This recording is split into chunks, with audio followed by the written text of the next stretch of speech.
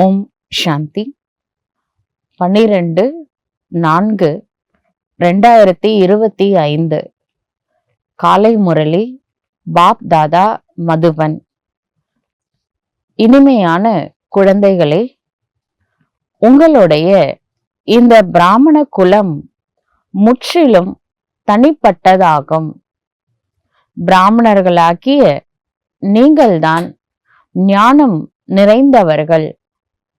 நீங்கள் ஞானம், விஞ்ஞானம் மற்றும் அக்ஞானத்தை பற்றி தெரிந்துள்ளீர்கள்.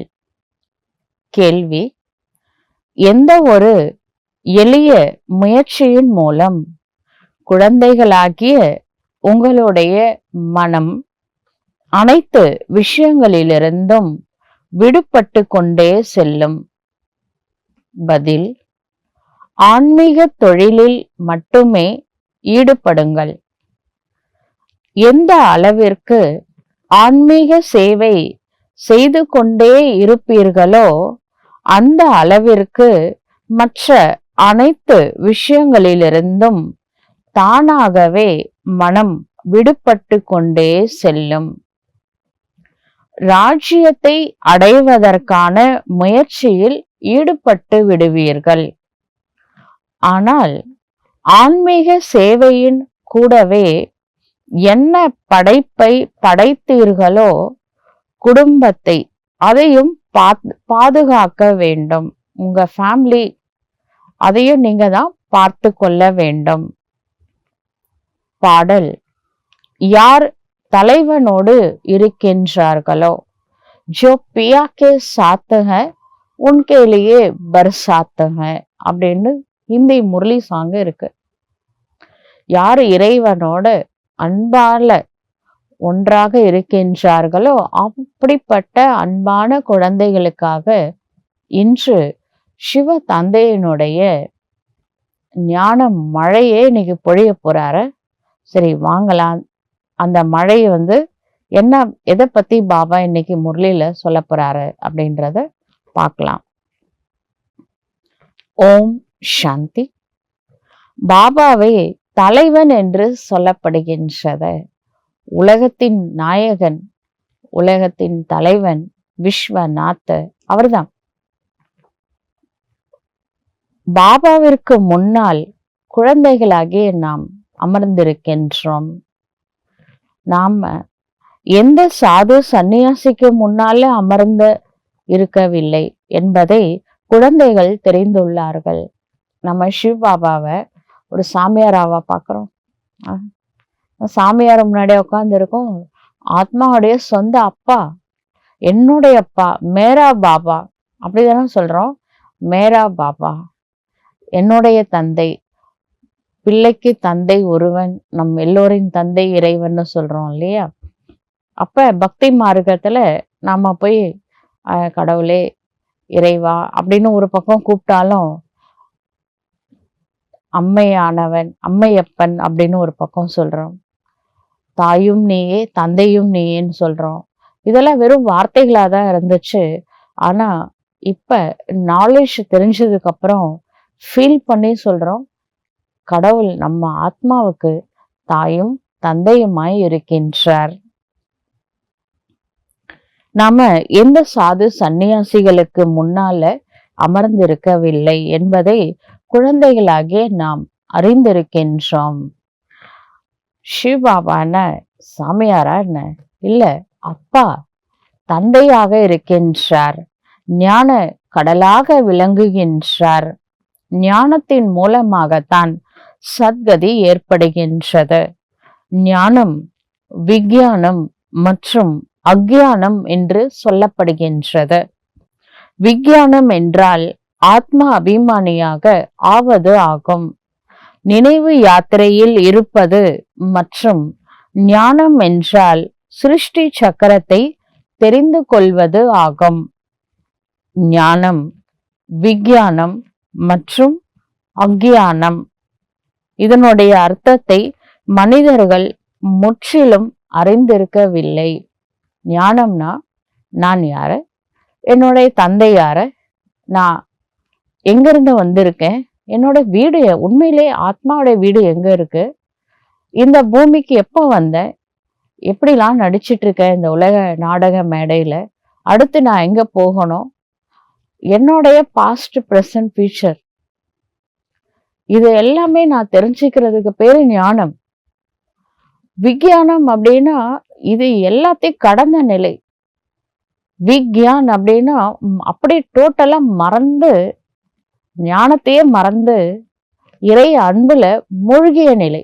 ஞானத்தை மறக்கணும், உலகத்தை மறக்கணும், உடலை மறக்கணும், எல்லாத்தையும் மறந்து எப்ப நாம அப்படியே அன்புல மூழ்கிறோம் பார்த்தீங்களா, அதுக்கு பேரு விக்யான்.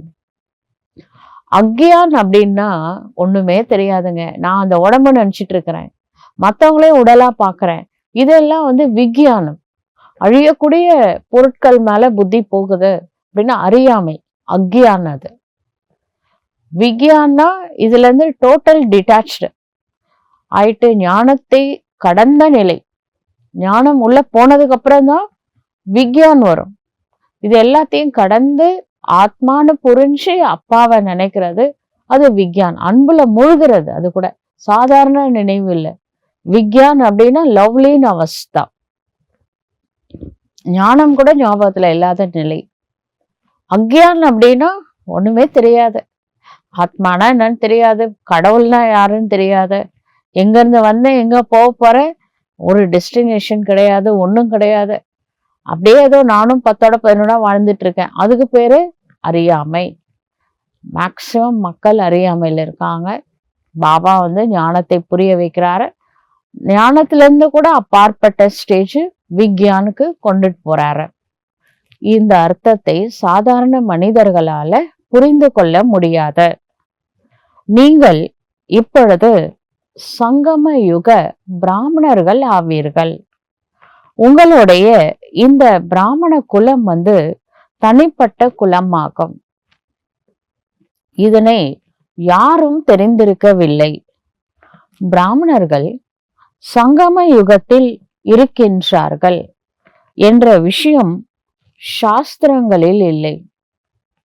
சங்கம யுகத்துலதான் பிராமணர்கள் இருக்கிறாங்க அப்படின்ட்டு சாஸ்திரத்துல இல்லை. பிரஜாபிதா பிரம்மா இங்க வாழ்ந்து விட்டு சென்று இருக்கின்றார். இதுவும் சாஸ்திரத்துல இல்லை.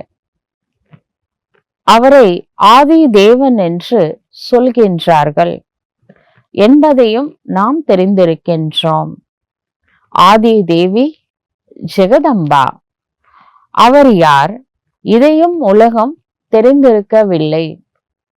கண்டிப்பாக பிரம்மாவுடைய வாய் மூலமா வம்சாவளி, முக்கு வம்சாவளி தான் சரஸ்வதி. பக்தியில சொல்றாங்க, பிரம்மா ஒரு உலகத்தை படைச்சாரு. நிறைய மனுஷங்க இருந்தாங்க. ஆனா பக்தியில சொல்றாங்க, அது சாஸ்திரத்துல இருக்கு, சரஸ்வதி எதனால படைச்சாங்கன்னு இருக்கு. அப்ப இந்த மனுஷங்கெல்லாம் ஒரு ஒரு மனசுல, உடம்புல, எதுலையுமே ஒரு சுறுசுறுப்பே இல்லை.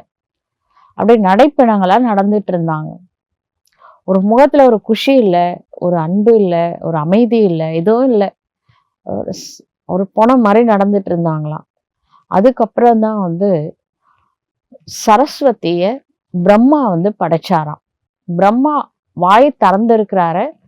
வாயில இருந்து ஒரு ஒளி வந்துதான் அது அப்படியே சரஸ்வதியா மாறிச்சான். சரஸ்வதி படைக்கப்படும் பொழுதே யூத்தா படைச்சிருக்கிறாரு. அப்படிதான் பக்தியில சொல்றாங்க. அப்புறம் அந்த சரஸ்வதி வெறும் சரஸ்வதி இல்ல, வந்த உடனே ஒரு வீணையை வாசிக்க ஆரம்பிக்கிறாங்க. வீணை நாதம் கேட்ட உடனே இந்த நடைப்பெணங்களுக்கு தான் அப்பதான் உயிரே வருதான். ஏதோ ரோபோட் மாதிரி நடந்துட்டு இருந்திருப்பாங்க போல இருக்கு. அவங்களுக்கு உயிர் வந்தது. அப்புறமா தான் அவங்களுக்கு இந்த ஒரு குஷி, அமைதி, அன்பு எல்லாமே அனுபவம் பண்ணாங்களாம். அதனால சரஸ்வதி படைக்கப்பட்டாங்க அப்படின்னு பக்தியில சொல்றாங்க. இப்ப பிரம்மா மூலமா சிவபாபா படைக்கிறாரு. சரஸ்வதி மூலமாவும் பாபா என்ன பண்றாரு? ஞானத்தை தெளிவுபடுத்துறாரு மம்மா மூலமா. அப்ப நம்மளுக்கு புரியாத பல விஷயங்கள் மம்மா புரிய வச்சிருக்காங்க. அதனால மம்மாவுக்கு புகழ் இருக்கு. சரஸ்வதி என்று. மத்தபடி பக்தியில கூட பிரம்மாவுக்கு மகள் மாதிரி தானே காமிச்சிருக்காங்க. எப்படி மனைவி ஆக்குனாங்கன்னு தெரியல. அது யாரு இந்த வேலை பண்ணாங்கன்னு. பிரம்மா வாய் மூலமா பிறந்த பொண்ணு தானங்க, அது எப்படி மனைவி ஆக்கிட்டாங்க? தத்தெடுத்திருக்கிறார பிரம்மா பாபா. குழந்தைகளாகிய அந்த பக்தி மார்க்கத்திலேயே பிரம்மா வாய் மூலமா பிறந்தவங்க தான். ஞான மார்க்கத்துல பிரம்மா முக்கு வம்சாவளி பிராமன், அதுதான் முதல் முக்கு வம்சாவளி சரஸ்வதி. எப்படி நம்மளையும் பாபா அப்படிதான் தத்தெடுத்திருக்கிறாரு. பிரம்மா மூலமா தான் நம்ம வரவழைக்கப்பட்டிருக்கோம் சிவ தந்தையினால. இப்ப நாம பிராமணர்கள், அதாவது சூத்திரர்களா தான் இருந்தோம். கடவுள் பிராமணர்களா கன்வெர்ட் பண்றாரு. எதுக்காக அப்படின்னா, இன்றைய பிராமணர்கள் நாளைய தேவதைகள். எந்த பிராமணர்கள் அப்படின்னா, பிறப்பால பிராமணர்கள் இருக்கிறாங்க இன்னைக்கு வரைக்கும். அவங்கெல்லாம் முக்கு வம்சாவளி பிராமணர்கள் கிடையாது. பிரம்மா யாரு, பிரம்மாவுடைய நாலேஜ் என்ன எதுவுமே தெரியாது. நான் யாரு, கடவுள் யாரு எதுவும் தெரியாது. அவங்க லௌகீக பிராமணர்கள், பிறப்பால பிராமணர்கள். நம்மளுக்கு என்ன தெரியாத ஞான கடலையே கையில வச்சுட்டு இருக்கிறோம். நாம மூக்கு வம்சாவளி பிராமணர்கள். இன்றைய பிராமணர்கள் நாளைய தேவதைகள். ஆனா பிராமணர்களையே தேவதைகள்னு சொல்லக்கூடாத. இப்பதான் பிராமணர்கள். தேவதை ஆகணும்னா வெயிட் பண்ணணும், நாம ரெடி ஆகணும்ல, அப்பதான் தேவதை ஆக முடியும். இங்கே பிரம்மாவினுடைய கோவில் இருக்கின்றது. எங்க? ராஜஸ்தான்ல புஷ்கரணி அப்படின்னு ஒரு கோவில் இருக்கு. அவரும் மனிதர் தான் அல்லவா? பிரம்மாவோடு சரஸ்வதியும் இருக்கின்றார். பிறகு தேவிகளின் கோவில்களும் இருக்கின்றன. அனைவரும் இங்கே இருக்கும் மனிதர்கள் தான் அல்லவா? ஒருவருடைய கோயிலை உருவாக்கி விட்டார்கள். பிரஜாபிதாவிற்கு நிறைய பிரஜைகள் இருப்பார்கள் அல்லவா? இப்பொழுது உருவாக்கி கொண்டே இருக்கின்றார்கள். பிரஜாபிதா பிரம்மாவின் குலம் வளர்ந்து கொண்டே இருக்கின்றது. அனைவரும் தர்மத்தின் தத்தெடுக்கப்பட்ட குழந்தைகள் ஆவார்கள். இப்பொழுது உங்களை எல்லையற்ற தந்தை தர்மத்தின் தத்தெடுக்கப்பட்ட குழந்தைகளாக ஆக்கியுள்ளார். பிரம்மாவும் கூட எல்லையற்ற தந்தையின் குழந்தையே ஆவார். இப்ப நம்மள பிரம்மா மூலமா சிவபாபா தத்தெடுத்திருக்கிறாரு. பிரம்மா யாரோட குழந்தை? சிவ தந்தையின் குழந்தை ஆவார். இவருக்கும் கூட, எவருக்கு? பிரம்மா பாபாவிற்கு கூட சிவ தந்தையிடம் இருந்துதான் ஆஸ்தி கிடைக்கின்றது. பேரன் பேத்திகளாகிய உங்களுக்கும் கூட. இப்ப நாமலாம் யாரு? பிரம்மாவுக்கு குழந்தை. பிரம்மா யாரோட குழந்தை? சிவனோட குழந்தை. அப்ப நம்மளுக்கும் சிவனுக்கும் என்ன ரிலேஷன் ஆகுது? அவரு தாத்தா ஆயிடுறாரு, நாம் பேரன் பேத்தி ஆயிடுறோம். அப்ப லௌகீகத்துல சொல்லுவாங்க, தாத்தாவுடைய சொத்துக்கு பேரனுக்கு முழு உரிமை இருக்கு அப்படின்னு சொல்லுவாங்க. அதனால அவரோட சொத்துல நம்மளுக்கு ஃபுல் ரைட்ஸ் இருக்கு. ஞானம் யாரிடமும் இல்லை. ஏனென்றால் ஞான கடல் ஒருவரே ஆவார். அந்த தந்தை எதுவரை பூமியில் வரவில்லையோ அதுவரை யாருக்கும் சத்கதி ஏற்படுவது இல்லை. இப்பொழுது நீங்கள் புத்தியில், அதாவது பக்தியிலிருந்து ஞானத்திற்கு சத்கதிக்கு வந்துள்ளீர்கள். முன்னாடி துர்கதியில இருந்தோம். பக்தி நிறைய பண்ணோம். பக்தியினுடைய பலன் தான் கடவுள் கிடைச்சிருக்கிறாரு. துர்கதியிலிருந்து சத்கதிக்கு வந்திருக்கிறோம். சத்தியுகத்தை தான் சத்கதி என்று சொல்லப்படுகின்றது. கலியுகத்தை துர்கதி என்று சொல்லப்படுகின்றது. ஏனென்றால் ராவண ராஜ்யமாக தற்பொழுது ராவண ராஜ்யம் நடந்து கொண்டு இருக்கின்றது. சத்கதியை ராமராஜ்யம் என்றும் சொல்கின்றார்கள். சூரிய வம்சம் என்றும் சொல்கின்றார்கள். யதார்த்தமான பெயர் சூரிய வம்சத்தவர், சந்திர வம்சத்தவர் என்பது ஆகும். நாம் தான் சூரிய வம்ச குலத்தை சார்ந்தவர்களாக இருந்தோம். பிறகு 84 பிறவிகளை எடுத்திருக்கின்றோம் என்பதை குழந்தைகள் தெரிந்துள்ளீர்கள். இந்த ஞானம் எந்த சாஸ்திரங்களிலும் இருக்க முடியாது. ஏனென்றால் சாஸ்திரங்கள் பக்தி மார்க்கத்தின் உடையது ஆகும். அவை அனைத்தும் ஒரு நாள் விநாசம் ஆகிவிடும். இங்கிருந்து என்ன சம்ஸ்காரங்களை சுபாவங்களை எடுத்து செல்வார்களோ அங்கு சென்று அவை அனைத்தையும் உருவாக்க ஆரம்பித்து விடுவார்கள். உங்களிடத்திலும் கூட ராஜ்யத்தோட சம்ஸ்காரம் நிரப்பப்படுகின்றன. நீங்கள் ராஜ்யம் செய்வீர்கள். அறிவியலாளர்கள் அந்த ராஜ்யத்தில் வந்து என்ன கலைகளை கற்கின்றார்களோ அதையே அங்கு செய்வார்கள். கண்டிப்பாக சூரிய வம்சம் சந்திர வம்ச ராஜ்யத்தில் செல்வார்கள். அவர்களிடத்துல வெறும் அறிவியலின் ஞானம் மட்டுமே இருக்கின்றது. விஞ்ஞானம் அவங்க சொல்றாங்களே, அதுல சயின்ஸ் விஞ்ஞானம்னா அறிவியல், அறிவியலோட ஞானம் தான் இருக்கு. அவர்கள் அதனுடைய சன்ஸ்காரத்தை எடுத்து செல்வார்கள். சத்தியத்திலையும் நம்மளுக்கு ஃப்ளைட் வேணாமா, புஷ்ப விமானம் வேணும்ல, அதுக்கு பைலட் வேணும், அது ரெடி பண்றதுக்கு ஏரோநாட்டிக்ஸ் என்ஜினியர்ஸ் வேணும். அப்ப அவங்களாம் இங்கிருந்து என்ன பண்ணுவாங்க, சன்ஸ்காரத்தை எடுத்துப்பாங்க. அவங்க சத்தியத்துக்கு வருவாங்க, நம்மளுக்கு ஃப்ளைட்லாம் செஞ்சு கொடுப்பாங்க. அதாவது புஷ்பக விமானம்.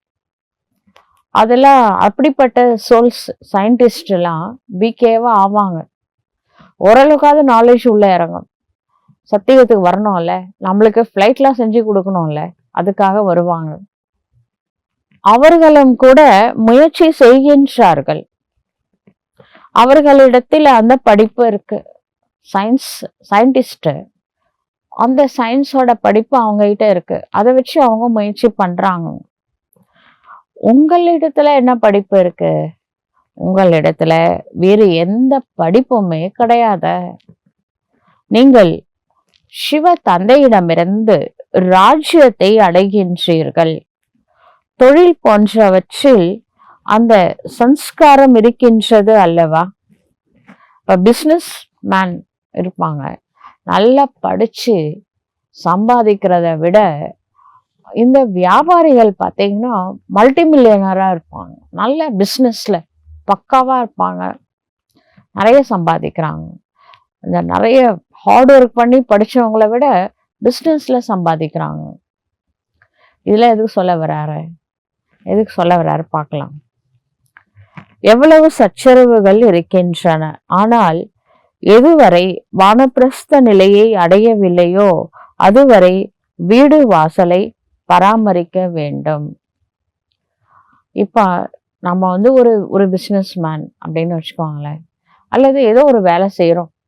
அந்த வேலையை விட்டுட்டு நாம பாபாவையே நினைச்சிட்டு இருந்தோம் அப்படின்னா உங்க குழந்தைங்களை யாருங்க படிக்க வைப்பாங்க? அதனால குடும்பம்னு ஒன்று ஆயிடுச்சு. அதுக்கப்புறம் தான் பாபா நாலேஜ் கிடைச்சிருக்கு. அதனால பாபா நாலேஜ் கேளுங்க, பாபாவை நினைவு செய்யுங்கள், பிஸ்னஸையும் பார்த்துக்கோங்க. கர்மாத்தீத்து நிலை அடைஞ்சதுக்கு அப்புறம் அது நம்ம அப்புறம் பார்க்கலாம். முதல்ல இப்ப வீட்டுல இருக்கிற குழந்தைங்களுக்கு சாப்பாடு போடணும்ல, போடணுமா வேணாமா? அதனால வீட்டை பார்த்துக்கோங்க, குழந்தைங்களை பார்த்துக்கோங்க. நீங்க உருவாக்கிய ஃபேமிலி நடுத்தரல நிறுத்தலாமா? நிறுத்தக்கூடாது. அது கடமை. நீங்க அந்த கடமையை செய்யுங்க. இறைவனோட நினைவுல இருந்து செய்யுங்க அப்படின்னு தான் கடவுள் சொல்றாரு. நீ கடவுளை நினைச்சுக்கோ, கடமையில இருந்து தவறிடு அப்படின்னு சிவபாபா சத்தியமா சொல்ல மாட்டாரு. உங்களுக்குன்னு ஒரு ஃபேமிலி இருந்தா அது நீங்க பார்த்துதான் ஆகணும். சரிங்களா? ஆனா எப்படி பிசினஸ் மேன் நல்லா சம்பாதிக்கிறாங்கல்ல, அது மாதிரி இங்க கூட என்ன பண்ணலாம், பாபாவோட பிசினஸ் பண்ணுங்க, பாபாவை பார்ட்னர் ஆக்குங்க. உங்க வேலை செய்யுங்க, கை வேலை செய்யட்டும், கூடவே பாபாவை கூட வச்சுக்கோங்க. இன்னைக்கு என்ன வேலை செஞ்சாலும் சரி, இப்போ தறி நெய்கிறாங்க, டெய்லரா இருக்கிறாங்க, துணி தைக்கிறாங்க. அப்போ என்ன பண்ணணும், பாபா நீ தான் செய்பவனும், நீ தான் செய்ய வைப்பவனும், நீ தான். நான் தனியா செய்யல, நான் சிவ சக்தி கம்பைன்டு ஸ்வரூபமா இருக்கேன், நீ தான் செய்யற அப்படின்னு நினைச்சிட்டு செஞ்சு பாருங்க. அந்த வேலை நல்லபடியா நடக்கும். உங்களுக்கு பைசாக்கு பைசாவும் வருது, வீட்டையும் பார்த்துக்கிறீங்க, பாபாட்டையும் நல்ல பேர் வாங்கிக்கிறீங்க. சரிங்களா? அதனால பாபா நினைவு தான் நம்மளுக்கு முக்கியம். சும்மா உட்காந்து நினைக்கிறதுக்கு பதிலாக வேலை செஞ்சுட்டே நினைங்க, அப்ப ஃபேமிலிலயும் நல்ல பேர் கிடைக்கும் தானே. அதனால பாபா சொல்றாரு. இல்லை என்றால் குழந்தைகளை யார் பார்த்துப்பாங்க? இங்க பாபா வீட்டுல எல்லாரும் சரண்டர் ஆனா எங்க இடம், அகாமடேஷனுக்கு எங்க போறது? யோசிச்சு பாருங்க. எல்லாருக்கும் இங்க இடம் கிடையாது. எப்பொழுது இந்த தொழிலில் முழுமையான விதத்தில் ஈடுபட்டு விடுவீர்களோ பிறகு அது விடுபட முடியும் என்று சொல்கின்றார். எனவே படைப்பையும் கண்டிப்பாக பாதுகாக்க வேண்டியதாக இருக்கின்றது. சரிங்களா? அதனால உங்க குழந்தைங்களை நல்ல முறையில பார்த்துக்கோங்க. சரிங்களா?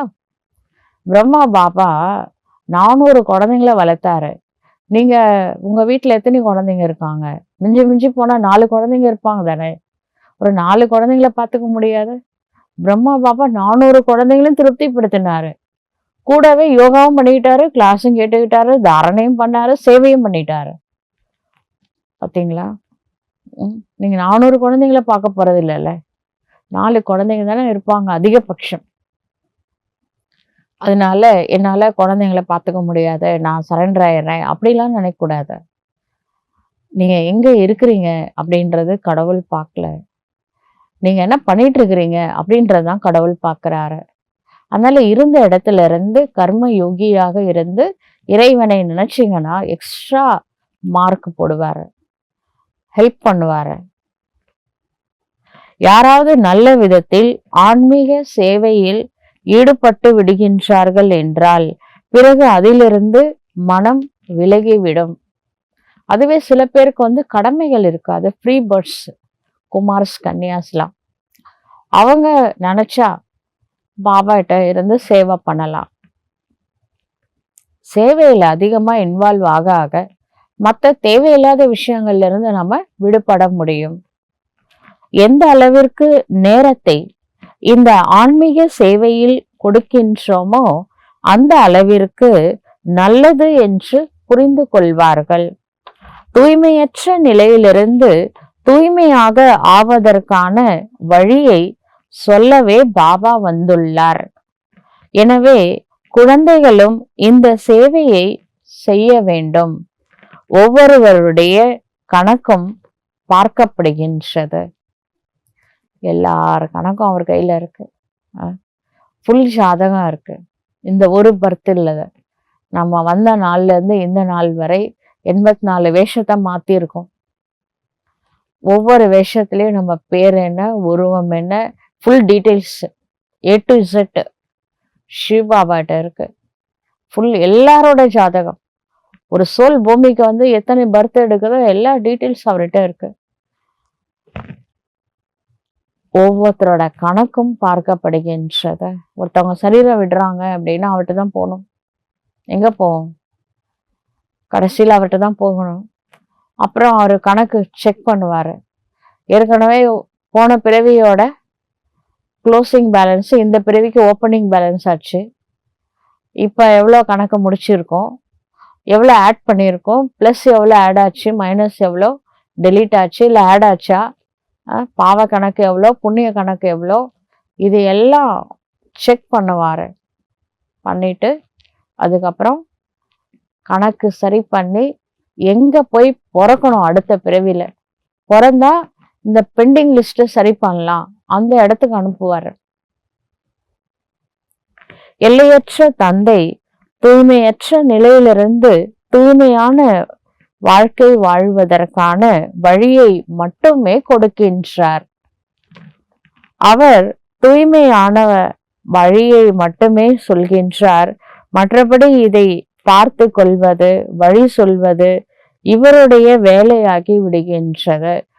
இப்போ லௌகீக வாழ்க்கையிலும் சரி, அலௌகீக வாழ்க்கையிலும் சரி, நம்ம சின்ன சின்னதா ஏதாவது பிரச்சனை வந்தா பிரம்மா பாபாவை கேட்டுக்கோங்க அப்படின்னு சிவ பாபா சொல்லுவார். ஏன் தெரியுமா? அவருக்கு தான் ஏகப்பட்ட வேலை இருக்கு, அது வேற விஷயம். அவர் சொல்றாரு, நான் பத்தித்த பாவன், நான் வந்தது ஆத்மாவை கிளீன் பண்றதுக்காக தான். இந்த சின்ன சின்ன விஷயத்தெல்லாம் நீங்க பிரம்மா பாபாட்ட கேட்டுக்கோங்க அப்படின்னு சொல்றாரு. என்னிடத்துல எந்த தொழில் போன்ற விஷயங்களை பற்றி கேட்க கூடாது என்று சிவ பாபா சொல்றாரு. இந்த பிசினஸ் பண்ணலாமா, விட்டுடலாமா, வேற பிசினஸ் மாத்தலாமா, இதெல்லாம் லௌகீகமா இல்ல, இந்த குறி கேட்க போவாங்களே அந்த மாதிரி. அந்த காலத்துல பிரம்மா பாபா உடம்புல சிவ பாபா இருக்கும் பொழுது சில பேர் கேட்டிருக்கிறாங்க. அதுக்குதான் பாபா சொல்றாரு, இதுக்கு நான் வரலைங்க, இந்த மாதிரி கொஸ்டின்லாம் கேட்காதீங்க, நம்மள தர்ம தேவனே சங்கடத்துல கொண்டுட்டு வந்துடாதீங்க, தர்மத்துக்கே சங்கடம், தர்ம சங்கடத்தை ஏற்படுத்திடாதீங்க, அதனால நான் வந்த வேலையை பார்க்க விடுங்க அப்படின்னு சொல்றாரு. தூய்மையற்ற நிலையிலிருந்து தூய்மையாக ஆக்குங்கள் அப்படின்னு தானே கூப்பிட்டீங்க. இங்க பிசினஸ்க்கு ஐடியா கொடுங்கன்னு கேட்டீங்க. இப்போ எல்லா வேலையும் நம்மகிட்ட, அதனால வேணாம், நான் வந்த வேலையை விடக்கூடாது, அதனால தூய்மையற்ற ஆத்மாக்களை தூய்மையாக ஆக்குவதற்காக தான் கடவுளை பூமிக்கு அவதாரம் எடுத்திருக்கிறாரு. எனவே நான் இவரின் மூலம், பிரம்மா பாபாவின் மூலமாக உங்களை தூய்மையாக ஆக்கி கொண்டே இருக்கின்றேன். இவரும் தந்தை தான், பிரம்மா பாபாவும் அப்பா தானே. இவருடைய வழிப்படி நடக்க வேண்டும். இப்ப பிரம்மா பாபான்னு நம்ம கெட்டு போறதுக்காக வழி சொல்ல போறாரு. அம்மா அலௌகீக தாய் தந்தையாகவும் இருக்கிறாரு. அப்ப அவர் நம்ம நல்லதுதான் சொல்லுவாரு. அவருடையது ஆன்மீக வழியாகும், இவருடையது தேகத்தின் வழியாகும். அவருடையதுன்னா அவருடையது சிவ பாபாவுடையது ஆன்மீக பாதையில ஆத்மாவை கிளீன் பண்றதுக்கு என்ன பண்ணலாம், புண்ணிய கணக்கை சேர்க்கறதுக்கு என்ன பண்ணலாம், இந்த மாதிரி வழியெல்லாம் சொல்லி கொடுப்பாரு சிவ பாபா. ஆனா தேகத்துல ஏதாவது பிரச்சனை இருந்தாலும் சரி, ஏதாவது ஒண்ணு இருந்தா நீங்க பிரம்மா பாபாட்ட கேளுங்க, அதுக்கு பாபா ஐடியா கொடுப்பாரு. சிவ பாபாக்கு தேகனா என்னன்னே தெரியாதே, அவர் எப்படி ஐடியா கொடுக்க முடியும்? இவருக்கும் கூட எவ்வளவு பொறுப்பு இருக்கு தெரியுமா? யாருக்கு? பிரம்மா பாபாவுக்கு.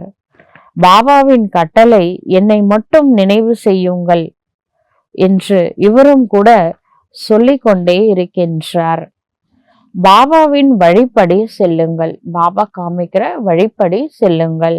மற்றபடி குழந்தைகள் ஏதாவது கேட்க வேண்டி இருக்கின்றது, வேலையில எப்படி நடந்து கொள்வது போன்ற விஷயங்களை இந்த சாக்கார பிரம்மா பாபா இருக்கார் இல்லையா, அவர்கிட்ட நீங்க கேளுங்க, அவரு நல்ல விதத்துல புரிஞ்சுப்பாரு. இப்போ நீங்க ஒர்க் பண்றீங்க, ஆனா பாபா நினைவுல எப்படி வேலை செய்யறது, இதெல்லாம் பிரம்மா பாபாவை கேளுங்க, அவர் சொல்லி தருவாரு. ஏன்னா அவர் அனுபவசாலி இல்ல. அதனால இந்த சாக்கார பிரம்மா பாபா நல்ல விதத்துல புரிய வைக்க முடியும். அனுபவஸ்தர், இவர் சொல்லிக்கொண்டே இருப்பார், இப்படியெல்லாம் நான் செய்யறேன். அவரோட சொந்த அனுபவம் இருக்குல்ல, அதை வச்சுட்டு பாபா நம்மளுக்கு கைட் பண்ணுவாரு. பிரம்மா பாபா இவரை பார்த்து கற்றுக்கொள்ள வேண்டும். பிரம்மா பாபாவை பார்த்து கற்றுக்கொள்ள வேண்டும். இவர் கற்றுக் கொடுத்து கொண்டே இருப்பார். ஏனென்றால் இவர் அனைத்திலும் முன்னால் இருக்கின்றார். அனைத்து புயல்களும் முதலில் யார்கிட்ட வரும்? பிரம்மா பாபாவிடம்தான். ஆகையினால அனைவரையும் விட பலசாலியாக ஆயிட்டாரு. பிரச்சனை ஃபேஸ் பண்ணி தான் பலசாலியா இருக்கிறார். முதல்ல ஃபேஸ் பண்ணது அவர்தான். ஆகையினாலதான் உயர்ந்த பதவியும் அடைகிறாரு. இப்ப நம்மளுக்கு கூட சத்தியுகத்துல உயர்ந்த பதவி வேணுமா? நிறைய பிரச்சனைகளை ஃபேஸ் பண்ணுங்க, அப்பதான் உயர்ந்த பதவி கிடைக்கும். மாயை பலசாலியிடம்தான் சண்டையிடுகின்றது. இவர் உடனே அனைத்தையும் விட்டு விட்டார். யாரு? பிரம்மா பாபா உடனே எல்லாத்தையும் விட்டுட்டாரு. இவருடைய நடிப்பு அப்படி இருந்தது, அவருடைய பார்ட் அப்படி இருந்தது. எல்லாரும் விட்டுருந்தோம், பயந்துராதீங்க. அவரோட ரோல் வேற, நம்மளோட ரோல் வேற. யாரோட கம்பாரிசன் கூட பண்ண வேணாம். அவர் ரோல அற்புதமா நடிச்சாரு. என்னோட ரோலை நானும் நல்லா தான் நடிச்சிட்டு இருக்கிறேன். அவங்கவுங்க ரோலை அவங்க பிளே பண்ணிட்டு இருக்கிறோம். யாரோட கம்பாரிசன் பண்ணக்கூடாது. பாபா இவரின் மூலமா இதை செய்து விட்டார். செய்பவர், செய்ய வைப்பவர் சிவ தந்தை ஆவார். இப்ப எப்போ சிவபாபா வந்தாருன்னு தெரிஞ்சதோ உடனே என்ன பண்ணிட்டாரு? குஷியா எல்லாத்தையும் விட்டுட்டாரு. காட்சி ஏற்பட்டு விட்டது. இப்பொழுது நாம் உலகத்திற்கு எஜமானர்களாக ஆகின்றோம். இந்த பைசாவிற்கு ஒப்பான பொருளை வைத்து கொண்டு நாம் என்ன செய்யறது? இன்னைக்கு உலகத்துல இருக்கிறது ஒரு பைசாக்கு பிரயோஜனம் இல்லை. இதை வச்சுட்டு நாங்க பண்றது. விநாசத்தின் காட்சியையும் காட்டி விட்டேன் பிரம்மா பாபாக்கு. நம்மளுக்கு காட்சி தான் பார்க்க வேணாம், நம்ம தான் நேர்லயே பாக்குறோமே. இப்ப மியான்மர்ல நடந்தது, தாய்லாந்துல நடந்தது, ஒரு கொஞ்ச நாளைக்கு முன்னாடி சென்னையிலே நடந்தது, சுனாமி வந்தது, எல்லாம் கண்ணில் எல்லாம் பார்த்துட்டு இருக்கிறோம். அந்த காலத்துல காட்சி கொடுத்தாரு பிரம்மா பாபாவுக்கு. இந்த பழைய உலகம் விநாசம் ஆக போகின்றது, நமக்கு மீண்டும் ராஜ்யம் கிடைக்க போகின்றது அப்படின்னு தெரிஞ்சது என்னைக்கு ரியலைசேஷன் ஆச்சோ அன்னைக்கே அந்த கடையை விட்டுட்டாரு. பாபான்னு வந்துட்டாரு பிரம்மா பாபா. இப்பொழுது பாபாவுடைய வழிப்படி நடக்க வேண்டும். அப்படின்னா நாமளும் கடை வீடு வாசல் எல்லாத்தையும் விட்டுட்டு வந்துடணும்னு அவசியம் இல்லை. அவரோட ரோல் வேற, என்னோட ரோல் வேற. அவருக்கு அப்ப யஜ்யத்தை பாதுகாக்க வேண்டிய சூழ்நிலை இருந்தது. அவரை நம்பி சிவன் வந்துட்டாரு. அதனால அவர் ஸ்டெப் எடுக்க வேண்டியதா இருந்தது. இப்ப இப்ப எவ்வளோ 15 லட்சம் பிகேஸ் இருக்காங்க. அதனால இப்ப நான் என்ன செய்யணும் அப்படின்னா அவரை நினைக்கணும். சிவ தந்தையின் நினைவில், இடைவிடாத சிவ நினைவில் நான் இருக்க வேண்டும். நாடகத்தின்படி பட்டி உருவாக வேண்டி இருந்தது அந்த காலத்துல. அந்த காலத்துல மாதாசு அதர்குமாசு வந்திருக்கலாம். அதனால இப்ப இருக்கிற மாதாசு ஃபேமிலி கடமைகளை விட்டுட்டு வரணும்னு நினைக்க கூடாது. சரிங்களா? கடமை இருக்கிறவங்களுக்கு நியமம் வேற மாதிரி இருக்கு, ஸ்ரீமத்தை. அது கொஞ்சம் புரிஞ்சுக்கிட்டு செயல்படுத்துங்க. வீடுன்னு இருக்கு, ஃபேமிலின்னு இருக்குன்னா கொஞ்சம் அட்டென்ஷன் வைங்க. குழந்தைங்கள நல்ல முறையில பார்த்துக்கோங்க. பாபா உங்களுக்கு கூட இருந்து ஹெல்ப் பண்ணுவாரு. அந்த காலம் அப்படி இல்லை. அப்பதான் புதுசுல அப்ப தேவைப்பட்டுச்சு, ஹேண்ட்ஸ் வேணும். அதனால வரவழைக்கப்பட்டார்கள் அவங்க எல்லாருமே. இவ்வளவு பேரு அனைவரும் ஏன் ஓடி வந்தார்கள் என்று மனிதர்கள் புரிந்து கொண்டார்களா என்ன? இவ்வளவு பேரு கடவுளை நம்பி வராங்களே, அப்ப இங்க என்னமோ இருக்குன்னாவது யோசிக்கணும்ல. இந்த கடவுளே இருக்கிறாருன்னு கூட யோசிக்க தெரியல பாத்தீங்களா அந்த காலத்துல. இவரு ஒன்றும் சாதுவோ சன்னியாசியோ அல்ல. இவர் எளிமையானவராக இருக்கின்றார். இவர் யாரையும் ஓடி வர வைக்கவில்லை. நீங்க வந்துருங்க அப்படின்னு பாபா சொல்லல. கிருஷ்ணருடைய சரித்திரம் எதுவுமே இல்லை. மனிதர்கள் அனைவருடைய மகிமை எதுவும் இல்லை. மகிமைகள் அனைத்தும், அனைத்து புகழும் ஒரு சிவ தந்தைக்கே. அவ்வளவுதான்.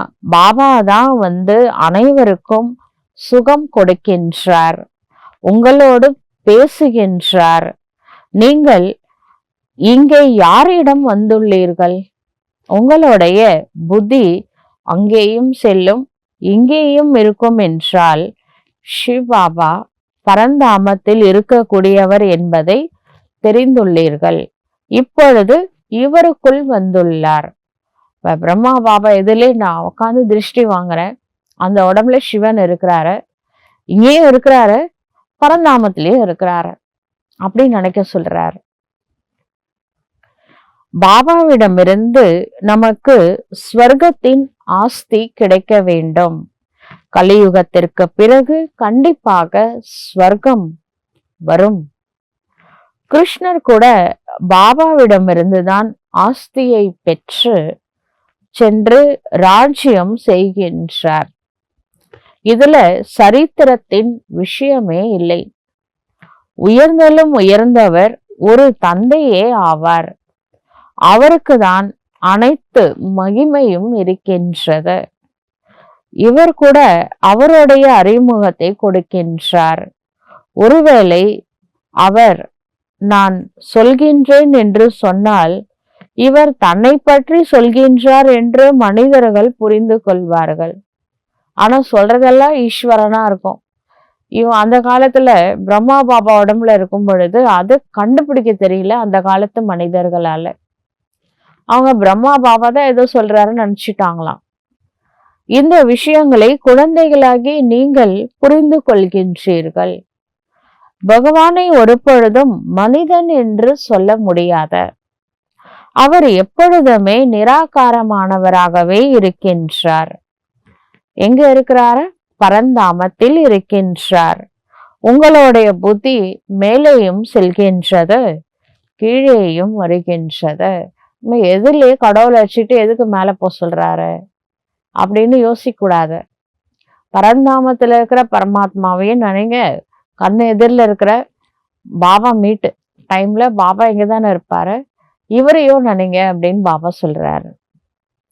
பாபா தூர தேசத்திலிருந்து மாற்றானுடைய தேசத்திற்கு வந்து நமக்கு படிப்பு சொல்லி கொடுக்கிறாரு. பிறகு கிளம்பிடுவார. நான் ஒரு வினாடியில் வருகின்றேன் என்று அவரே சொல்கின்றார். எனக்கு நேரமே பிடிக்கிறது இல்லை. உங்களுக்கு ஃப்ளைட்டே பிடிச்சா கூட எவ்வளோ லேட் ஆகுதுல்ல போய் சேர்றதுக்கு. நம்மளுக்கெல்லாம் வெஹிக்கிளே தேவையில்லைங்க. அங்கேருந்து கிளம்புனா பரந்தாமத்துல அடுத்த செகண்ட்ல பூலோகத்துல லேண்ட் ஆயிடலாம், எந்த பிரச்சனையும் இல்லை அப்படின்னு பாபா சொல்றாரு. ஆத்மாவும் கூட ஒரு சரீரத்தை விட்டு விட்டு மற்றொரு சரீரத்திற்கு செல்கின்றது. இந்த ஆத்மாவை யாராலும் பார்க்க முடியாத. ஆத்மா கிளம்பிடுச்சுன்னா வேற இடத்துல தானே போய் நடிக்கணும், அதனால அது தானா போயிடும். பாவ புண்ணிய அனுசாரம் போகும். ஆத்மா மிகவும் வேகமானது ஆகும். வேகமா ஆத்மா கிளம்பும். ஒரு வினாடியில் ஜீவன் முக்தி என்று பாடப்பட்டுள்ளது. ராவண ராஜ்யத்தை ஜீவன பந்தனம் ராஜ்யம் என்று சொல்லலாம். குழந்தை பிறந்தது என்றால் தந்தையின் ஆஸ்தி அதுக்கு கிடைக்கின்றது. நீங்களும் கூட பாபாவை அறிந்து விட்டீர்கள். பிறகு சொர்க்கத்திற்கு எஜமானர்களாக ஆவீர்கள். பிறகு அதுல கூட வரிசை கிரமமான முயற்சியின்படி பதவி இருக்கின்றது. பாபா மிகவும் நல்ல விதத்தில் புரிய வைத்து கொண்டே இருக்கின்றார். 2 தந்தைகள் இருக்கின்றனர். ஒருவர் லௌகீக தந்தை, சரீரத்தின் தந்தை. மற்றொருவர் பாரலௌகீக தந்தை, ஆத்மாவின் தந்தை ஆவார். துக்கத்தில் அனைவரும் அந்த தந்தையை தான் நினைப்பாங்க. யார? பாரலௌகீக தந்தைய. சுகத்தில் ஒருத்தராவது நினைச்சீங்களா? சத்தியுகத்துல சுகமான கலியுகத்திலேயே சில நேரம் சந்தோஷமா இருப்பீங்க. ஆனா அந்த நேரத்துல பாபா நினைச்சீங்களான்னு கேக்குறாரு. நாம சுகத்தில் இருக்கும் பொழுது நினைக்கவே இல்லையே, அதனால தானே இவ்வளவு துக்கம் வந்திருக்கு. ஆத்மாவில் அழுக்கு சேரும் பொழுது கலைகள் குறைந்து கொண்டே செல்கின்றது. இப்ப நாம 84 பிறவியில எடுத்திருக்கிறோம். அல்ல ஒரு பிறவிலையும் இந்த துவாபரயுகத்துக்கு அப்புறமா கொஞ்சம் கொஞ்சமா அந்த கரை சேருது, அழுக்கு பாவக்கரை. அதனால கலைகள் குறைந்து கொண்டே வருகின்றன. 16 கலைகள் முழுமையானவர்கள் பிறகு 2 கலைகள் குறைந்து விடுகின்றன திரேதாயுகத்துல. 16 கலைகள் சத்தியுகம், 2 குறைஞ்சா 14, அது திரேதாயுகம். குறைந்த மதிப்பெண்ணில் தேர்ச்சி பெற்றதால் ராமருக்கு வில் மற்றும் அம்பை காட்டியுள்ளார்கள். மற்றபடி எந்த வில்லையும் ராமர் போய் உடைக்க போறது கிடையாது. இது ஒரு அடையாளத்தை கொடுத்து விட்டார்கள். சிலையில கூட ராம் கோதண்ட ராமன் சொல்லுவாங்க. அது வில் அம்போட நிற்பாரு. மனிதர்கள் எவ்வளவு பக்தி மார்க்கத்துல அலையிறாங்க. இப்ப உங்களுக்கு ஞானம் கிடைத்திருக்கின்றது. எனவே இந்த அலைப்பாயுதே கண்ணாலாம் பாட்டு பாடிட்டு இருந்தாங்கல்ல, அந்த எல்லாத்தையும் நிறுத்திட்டாங்க. இப்போ நம்மளுக்குதான் வழி தெரிஞ்சிச்சுல. இப்ப யாரு இறைவன்னு தெரிஞ்சிருச்சு. இப்போ அலைப்பாயறது கிடையாது. அலைவது நின்று விட்டது. ஹே சிவ் பாபா என்று சொல்வது அழைக்கக்கூடிய வார்த்தையாகும். நீங்கள் ஹே என்ற வார்த்தையை சொல்லக்கூடாது. பாபான்னு சொல்லுங்க. ஏ சிவ் பாபான்னா அது என்னது, மிரட்டுற மாதிரி இருக்கு, கடவுளே மிரட்டுறீங்களா அப்படின்னு கேக்குறாரு. பாபாவை நினைக்கணுங்க, வேற ஒண்ணும் வேணாம். பாபா என்ன சொல்றாரு, இறை நினைவுல சதா இருங்க. புலம்பினீர்கள், அப்ப பார்த்தாலும் ஏதாவது ஒரு விஷயம் புலம்பிட்டே இருப்பாங்க சில பேரு. அவங்களுக்கு பாபா சொல்றாரு, நீங்க இன்னும் பக்தியினோட அம்சத்தை விடவே இல்லையே. பக்தினாலே சவுண்டு, ஏதாவது ஒரு சவுண்டு போட்டுக்கிட்டே இருப்பாங்க. அந்த மாதிரி புலம்பிட்டே இருக்கிறாங்க. பிகே ஆனா கூட இன்னும் பக்தியினோட அம்சம் இருக்கு அப்படின்னு பாபா சொல்றார். ஹே பகவான் என்று சொல்லக்கூடாது, அது கூட பக்தியினோட அம்சம்தான். ஹே பகவான் என்று சொல்லி நினைவு செய்யுங்கள் என்று பாபா சொன்னாரா என்ன? பாபா சொன்னாரு. அப்படியே பிகேஸ் அப்படி செய்யறாங்க. யாரு செய்யறாங்களோ அவங்களுக்காக சொல்றாரு. உள்நோக்கு முகம் உடையவர்களாக ஆகி என்னை நினைவு செய்யுங்கள். ஜெபிக்க கூட தேவையில்லை. ஜெபிப்பது கூட பக்தி மார்க்கத்தின் வார்த்தைகளாகும். இந்த காயத்ரி மந்திரம் சொல்றது, இங்கேயே நிறைய லிங்காஷ்டகம் சொல்றது, அது மாதிரிலாம் எதுவும் சொல்லணும்னு அவசியம் இல்லைங்க. அப்பான மனசால நினைங்க போதும் அப்படின்னு சொல்றாரு. உங்களுக்கு தந்தையின் அறிமுகம் கிடைத்திருக்கின்றது. இப்பொழுது பாபாவின் ஸ்ரீமத் படி செல்லுங்கள். எப்படி லௌகீக குழந்தை தேகதாரி தந்தையை நினைவு செய்வதை போல பாபாவை நினைவு செய்யுங்கள். நான் ஒரு சின்ன குழந்தையா இருக்கேன். என்னுடைய தாயாகவும் தந்தையாகவும் சிவ தந்தை இருக்கின்றார். அப்படி நினைங்க.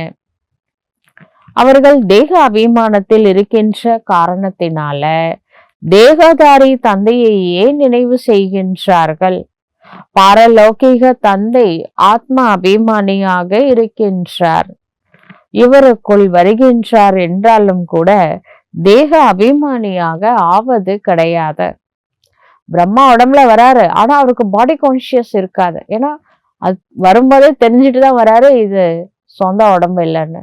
அப்புறம் எப்படி பாடி கான்சியஸ் வரும்? நான் இந்த சரீரத்தை உங்களுக்கு ஞானம் கொடுப்பதற்காக கடனாக பெற்றிருக்கின்றேன் என்று சிவ தந்தை கூறுகின்றார். ஞான கடலாக இருக்கின்றேன், ஆனால் ஞானத்தை எப்படி கொடுக்க முடியும்? நீங்கள் கர்ப்பத்தில் செல்கின்றீர்கள், நான் செல்கின்றேனா என்ன? கடவுள் மனிதனாக பிறக்க வேண்டும், ஆனா நம்ம கர்ப்பத்துல என்று ஆயிருக்கிறோம் ஆத்மா.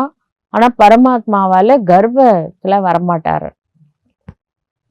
என்னுடைய நிலையே தனி, நம்ம வழியே தனி வழிங்க அப்படின்னு சிவபாபா சொல்றாரு. தூண்டுதல் கொடுக்க முடியுமா என்ன?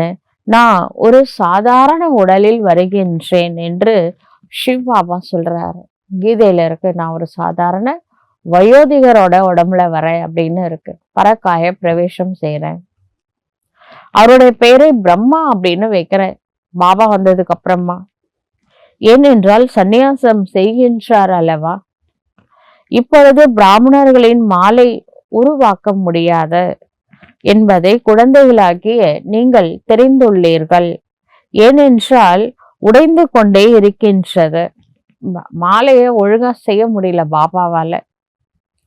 எப்பொழுது பிராமணர்கள் இறுதியை அடைந்து விடுகின்றார்களோ அப்பொழுது இந்த ருத்ர மாலை உருவாக்கப்படுகின்றது.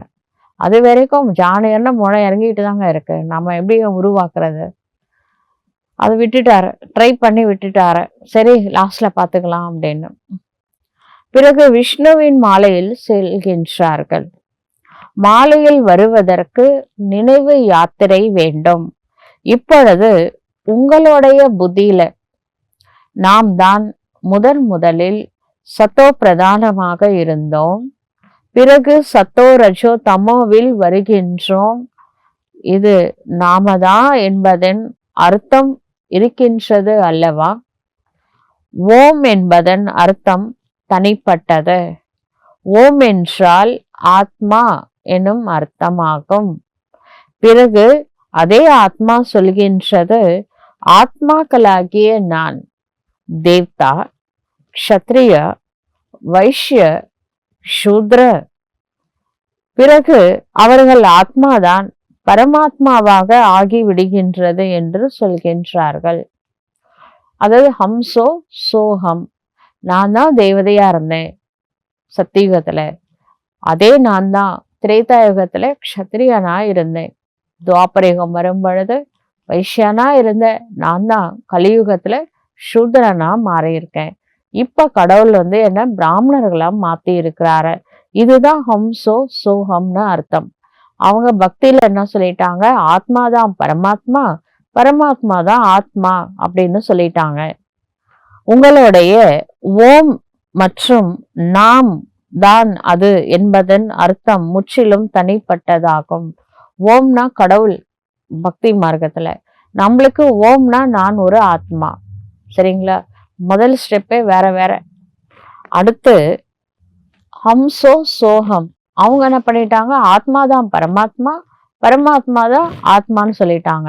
இப்ப நம்மளுக்கு தெரியுது, இன்றைய பிராமன் நாளைய தேவதை சத்தியுகத்துல, அடுத்து அதான் அந்த சைக்கிள். திரேதாயுகம் வரும்போது க்ஷத்ரிய, துவாபரயுகம் வைஷ்ய, கலியுகத்துல சூத்ரா. இதனுடைய அர்த்தம் முற்றிலும் தனிப்பட்டதாகும். அப்படியே சமுதாயமே வருது. பிறகு ஆத்மா வர்ணங்களில் வருகின்றது. ஆத்மாக்களாகிய நாம் முதலில் தேவதைகளாகவும் க்ஷத்ரியர்களாகவும் ஆகின்றோம். ஆத்மாதான் பரமாத்மாவாக ஆகின்றது என்பது முற்றிலும் தவறு. முழுமையான ஞானம் இல்லாத காரணத்தினால அர்த்தத்தையே குழப்பி விட்டார்கள். அகம் பிரம்மஸ்மி என்று சொல்கின்றார்கள். இது கூட தவறுதான். படைப்பிற்கு எஜமானனாக ஆவதில்லை என்று பாபா கூறுகின்றார். இந்த படைப்பினுடைய எஜமானர்கள் நீங்கள் ஆவீர்கள். நீங்கள்தான் உலகத்திற்கு எஜமானர்களாக ஆகின்றீர்கள். பிரம்மம் என்பது தத்துவம் ஆகும். ஆத்மாக்களாகிய நீங்கள் இந்த படைப்பினுடைய எஜமானர்களாக ஆகின்றீர்கள். இப்பொழுது பாபா அனைத்து வேதங்கள் சாஸ்திரங்களின் யதார்த்தமான அர்த்தத்தை அமர வைத்து கூறுகின்றார். இப்பொழுது நாம் படித்து கொண்டே இருக்க வேண்டும். பாபா உங்களுக்கு புதிய புதிய விஷயங்களை புரிய வைத்து கொண்டே இருக்கின்றார். பக்தி என்ன சொல்கின்றது, ஞானம் என்ன சொல்கின்றது? பக்தி மார்க்கத்துல கோவில்களை உருவாக்கியுள்ளார்கள், ஜபம் தவம் செய்துள்ளார்கள், பணத்தை செலவழிச்சுட்டே இருக்கிறாங்க. பணத்தையும் உங்களுடைய கோவில்களை நிறைய பேரு கொள்ளடிச்சிருக்காங்க. ஒரு சோம்நாத் மட்டும் அல்ல, பல கோவில்கள் உங்க கோவில் கூட கொள்ளடிச்சிருக்காங்க. இது கூட நாடகத்தின் நடிப்பாகும். பிறகு கண்டிப்பாக அவர்களிடமிருந்து, அது அப்படிதான் டிராமால கர்ம பிலாசபி என்ன சொல்லுது, நம்மகிட்ட இருந்து ஒண்ணு எடுத்துட்டு போனாங்கன்னா திருப்பி அது நம்மகிட்ட சேரும், திரும்ப கிடைக்க வேண்டும். இப்பொழுது பாருங்கள், நாம எல்லா நாடுகள்ல இருந்து கடன் வாங்குறோம். யார்கிட்ட இருந்தெல்லாம் கடன் வாங்குறோமோ அவங்க எல்லாம் இங்க இருந்து கொள்ளையடிச்சிட்டு எடுத்துட்டு போனவங்க தான். இது கூட ஒரு சூக்ஷ்ம கர்ம கணக்கு செட்டில்மெண்ட் நடக்குது. நாளுக்கு நாள் அதிகரித்து கொண்டே இருக்கின்றார்கள். இவர்களும் வாங்கி கொண்டே இருக்கின்றார்கள். கடன் வாங்குறாங்க வெளிநாட்டுல இருந்து.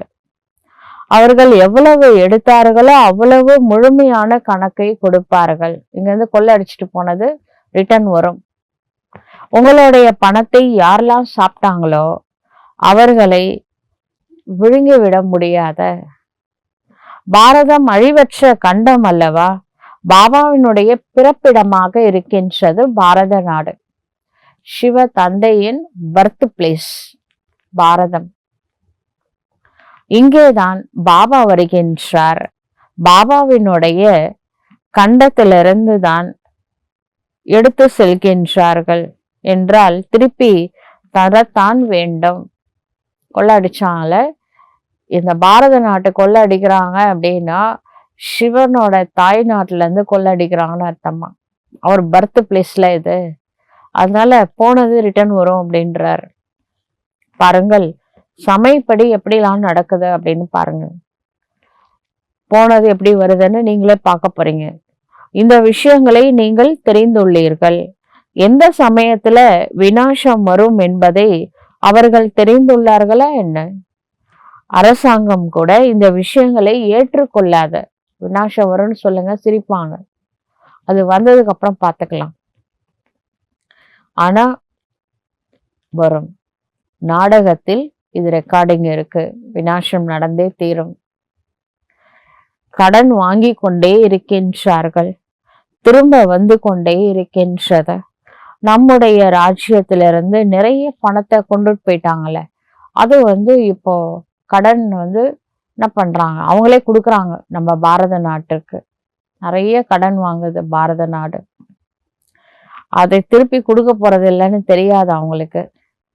இது கணக்கு செட்டில் ஆன உடனே உலகம் அழிஞ்சிடும். கொடுத்தது ரிட்டர்ன் வாங்குற வரைக்கும் வெயிட் பண்ணுவார் போல இருக்கு. உங்களுக்கு எந்த விஷயத்தை பற்றியும் கவலையே இல்லைங்க. பேஃபிகர் பாதுஷா. எதை பத்தி தான் கவலை இருக்கு? பாபாவை நினைவு செய்யணுன்ற கவலை மட்டும் இருந்தா போதும் அப்படின்னு சொல்றாரு. நினைவின் மூலம்தான் பாவம் பஸ்மமாகும், ஞானம் மிகவும் சுலபமாகும்.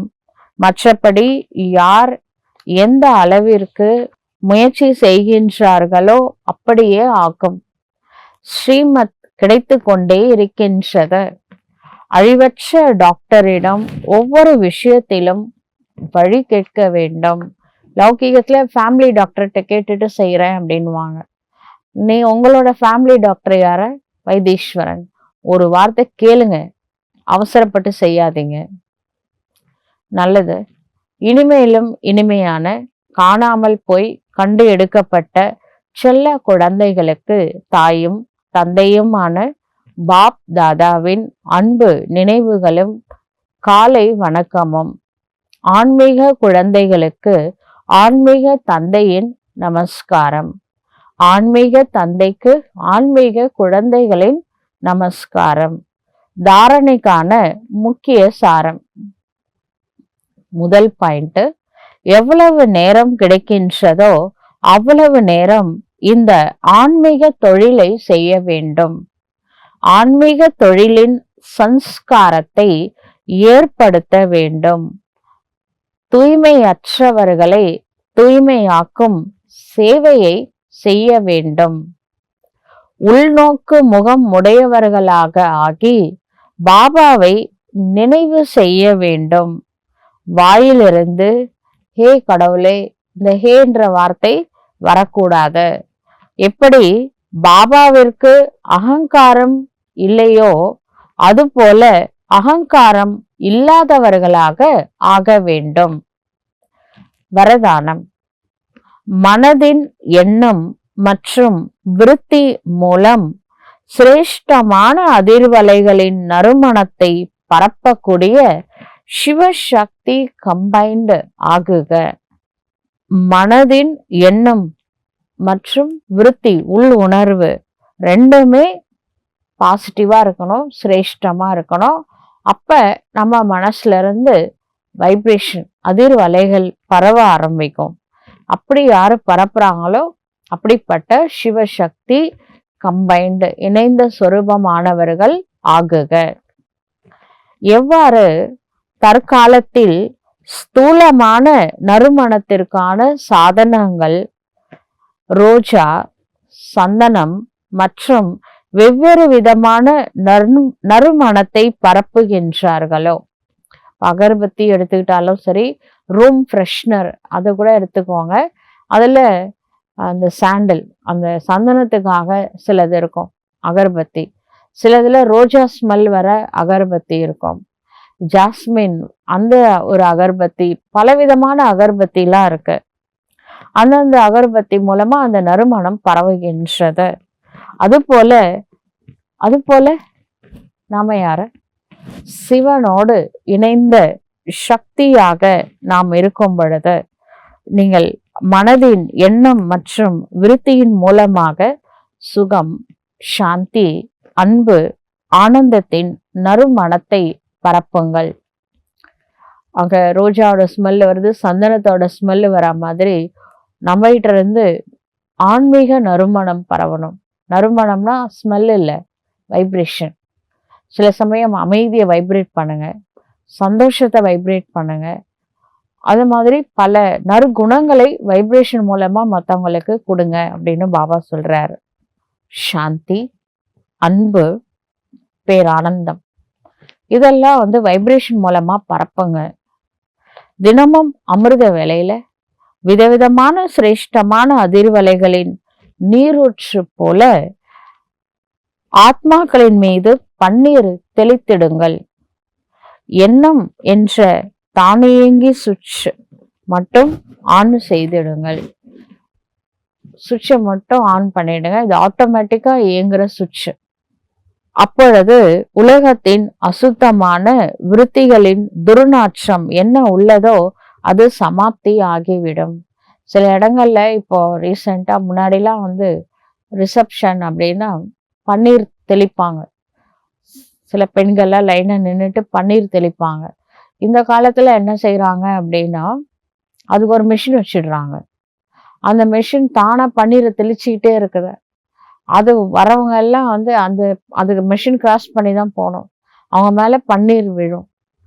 அது ஒரு சுவிட்ச் ஆன் பண்ணிட்டா போதும், அப்ப போறவங்க வரவங்க எல்லார் மேலேயும் பன்னீர் தெளிச்சுக்கிட்டே இருக்கும். அது மாதிரி நீங்க பாபா நினைவுன்ற சுவிட்ச் ஆன் பண்ணிடுங்க. இந்த ஆட்டோமேட்டிக் மிஷின் பாபா உங்களுக்கு பவர் கொடுத்துக்கிட்டே இருப்பாரு. நீங்க போற இடம்லாம் பன்னீர் பொழிஞ்சிக்கிட்டே இருக்கணும்.